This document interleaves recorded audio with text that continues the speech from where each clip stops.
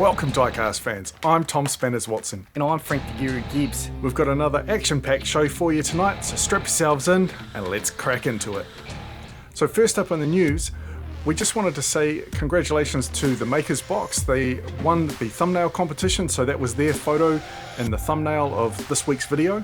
If you want to get involved in it, make sure you jump over to chaoscanyon.online for all the details. And then in the tips section, BlueLine Racing did an excellent series just recently on how to mod your cars.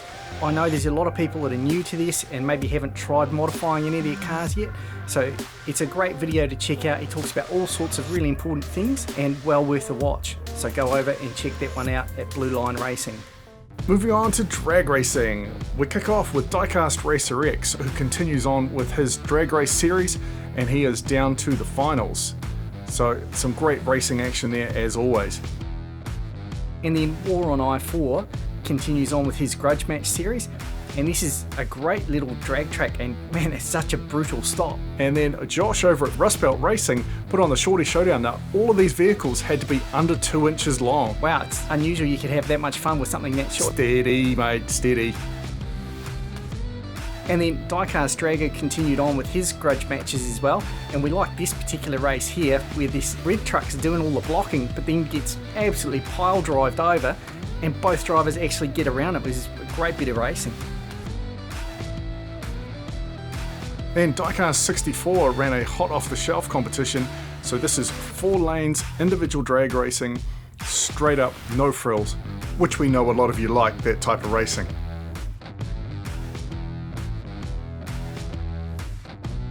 MNM Racing League continued on with their series. You see how the drift challenger at the front there just stays beautifully straight, cleans up everybody. Very nice racing.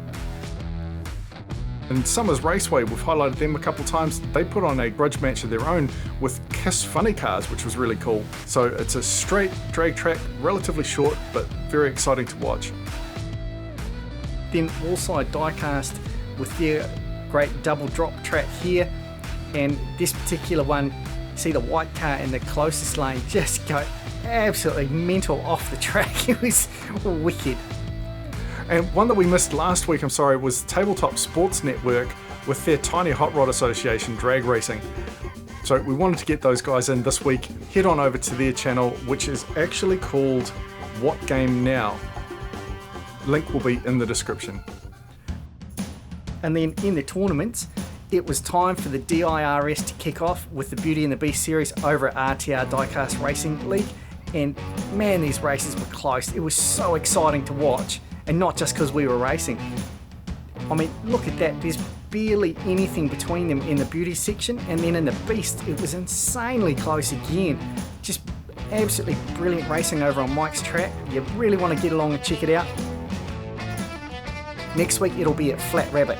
And then Hot Car Track continued on with his Lamborghini competition, and as always, some quite spectacular finishes there, with that guy just getting absolutely flipped up. But it's not all action after the finish.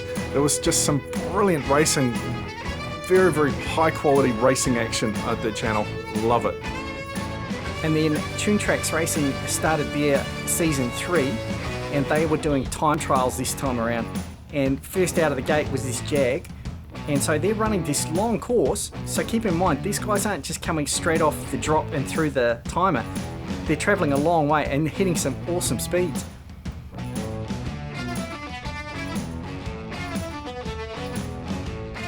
And then Jackson Pass continued on with their Battle of the Centuries, and this upgraded track looks absolutely stunning. Love what Mark and the team have done there, and the racing just gets better and better. The change to the Crash Races track at the earlier sections just keeps the cars a little bit straighter, but then he's got some fat track at the end just to mix things up, which is awesome. You're right, mate. That really is a beautiful upgrade that they've done there. Very, very nice. And then Hotwheels Boys did some drag racing of their own, but with a twist. Literally, 2 of them in fact. And they put all sorts of exotic cars down there. Fun one to watch. And of course, Aaron over at Hot Wheels Calgary continued on with his daily races. So if you're looking for a fix of Hot Wheels racing on a regular basis, make sure you head over to Hot Wheels Calgary. Daily races, awesome to watch. Then Checkered Flag Contention were running a semi race, which was a lot of fun. And I mean, these things just got wild. It was great to see. Be interesting to see how they go with their trailer units as well. Then Indiana Diecast Racing continued on with the IDR, and he was down to the quarterfinals. And look at this race here. These two cars out the front just get flipped up on the side and end up falling out of that corner, and then these other two managed to race away to the finish. It was an awesome bit of racing. But we go back to a replay here. You see they come out of that first corner. Don't know quite what happened there with the car in second place, and then comes down here, hooks the side of the track, gets flipped up over the bonnet, does like a 360, lands back on the track, but then just falls off. And then after that, WeRaceDiecast set up a slightly new track for them, so they were doing just straight drag racing, and here they've opened up into a fat track with a curve. And I just love this racing here. You see these cars swapping positions coming down through the wide track, which is why we really like the fat track idea, where it gives cars a chance to pass. It's very, very cool.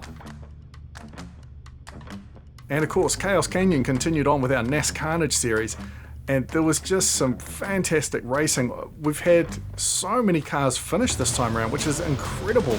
We've never had that many cars hit the finish line in both semi-final 1 and 2. It just shows that the experience of these drivers is starting to pay off after spending time on the track and getting to know it. And you see there Grandma just slipping through from the back row all the way up to third. And then in semi-final number 2, more close racing right down to the wire at the finish. It was just so exciting. We were practically out of our seat jumping up and down as it was happening. If you want to see those races, just have a look on our channel, there'll be plenty there. Then Meal Ticket Raceway continued on. We love this track as well. So these corners are just so mesmerising watching the cars go around them. And I don't know if you noticed, but 4 cars started, but there's only 3 cars there. One of them fell off at that first corner. I don't know quite what happened to him, but I just love this. Laned track the whole way, but it's absolutely phenomenal racing. Then DC World, which run Fraser Ridge and the Java Cup, it was their grand final. And this is just one of the races here. So all the cars came out cleanly through the tunnel, but watch this coming around the end here, and the Nomad just gets flipped over, but then all 3 cars managed to get around it. It was a great bit of driving by these other drivers to avoid him. You see on this angle here, blocking the track, first car gets around, and then the other 2 managed to pull wide enough to get around. It was awesome to watch. And then One Man Racing continued on with his series, and this is another great track, and these cars just got loose coming out of this first corner here. But you see the rip rod there absolutely storm away and cleaned up the field, at least in that race. It was wicked to watch, and another greatly themed track. But we've got a slow-mo replay here. So you see this pink car come down, it just clips the edge of the track coming out of that corner and just bounces up, and then I don't know what happened with that Porsche, but he goes off as well. I guess he must have been distracted watching that pink car. Then into street racing, and 3D Botmaker continued on with King of the Mountain. And this time it was the experimental cars is what he called it, because unusually for the King of the Mountain tournament, these were not particularly realistic cars, like the van with no windscreen, as was mentioned once or twice during the race. And then DRC Racing continued on with their racing, and we just love this track. So much interest, and this race was so close. They just swapped places back and forth all the way to the finish. Awesome fun to watch. Then Diecast RacerX. Now this is a track that's been around for a while, but it's the first time we've actually seen it. This Eastridge Challenge is a single car only event, and it's a timed one. Very cool, very, very fast track, and he was doing time trials on there. Definitely check that one out. And then Beaverworx continued on with his Battle of the Birds. So this time he's putting the green car up with the FTEs against his modified car. And check out this first corner here. That FTE was flying down, gets completely loose, managed to get back on his wheels and stay out in front, but the mod caught him right up at the end here and just got blocked out. Check this out. Look at that. Just like throws himself up in the air. It was wicked. And then Live Young Diecast was doing a police chase race, and I just love that. I don't know what that cop car was doing or quite how it happened, but you see it here. He gets wide, I think he clips a rock and just gets thrown up in the air. It was brilliant. Moving over to special events, we kick off with Big Poppy and his Diecast Olympics. So this particular event is just the long run. So the cars get the same slope and they run as far as they can. And this was one of our favourites. I think this was one of Nick Deaver's cars. But look at this thing. It just goes and goes and goes and ends up over like 74 feet. Like, that's an absolutely massive run for one of these cars from that same start position. Yeah, look at that. It's like 74.5 feet. It was incredible. And then Mr. Mom's Racing did a cool skateboarding versus surfing. And who would you pick in that, mate? Well, I would have thought the skateboard myself, but damn, that surfboard's flying. I'm just impressed that they actually made it under the finish gate. I thought they were totally going to get their heads ripped off through there. And speaking of getting heads ripped off, it was celebrity deathmatch time over at Chapman Films. Just a short track, but gee, it's exciting. They changed positions so quick on that little track. And then Evo Sparks put on another review, this time of the Tesla X90, and this was the 1/32nd scale car. And this just looks like a really beautiful model. Lots of extra detail in there. I do enjoy his reviews. Okay, moving into Track Spy. First up, we've got Alley Cat Race Club. So this outdoor track is quite cool. It looks like the blue seamless track to kick off, then into the fat track with the corners, and then down through that sort of dog leg to the finish line. Have a look at that one. And then Nine's Diecast have upgraded their track and are just working through some final testing. So this one used to just be a U-bend shape, but now he's got a 90-degree turn coming down, hooks around, and then down to the finish. So really looking forward to that track being finished and him being back racing. But it's really cool to see all these tracks upgrading and changing things. It's really, really cool. And then finally, Poverty Hollow Raceway is another new track to keep an eye on. Lots of cool action to happen here. I mean, there's all sorts of twists and turns on this course. It's going to be wicked when they actually start running a whole bunch of races.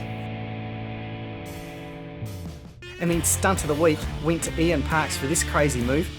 Look at this. He rolls over to the inside, rolls up, touches his wheels very gently on that outside wall, right there, and then rolls back and rolls all the way over and continues on to win that lap. It was just brilliant. That was damn impressive, I gotta say. Yeah, it was just a shame he couldn't hold on to it and he ended up going out. Alright, that is it for yet another week. Thanks very much to Redline Derby Racing. Great website for all of your modding needs. And also, don't forget, we've got the DSPN Custom Car Photo Competition. Next week will be a photo of a modified Corvette. So any year Corvette that you've modified, it can be an old car that you've done before or one that you've just done this week, but it has to be a new photo. So thanks to the guys that submitted last week. We're hoping for a lot more. Head over to chaoscanyon.online to enter your car and for all the details. That's enough for this week. I'm Tom Spanners Watson. He's Frank the Guru Gibbs. We'll see you next time.